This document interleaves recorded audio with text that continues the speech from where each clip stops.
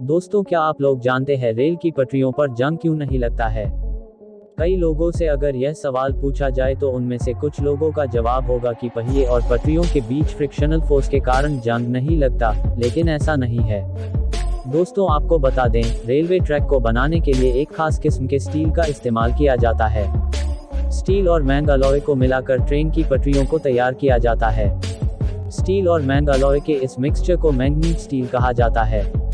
Oxygen और नमी के संपर्क में आने से इसका ऑक्सीडेशन नहीं होता है, जिसकी वजह से ट्रेन की पटरियों पर जंग नहीं लगता।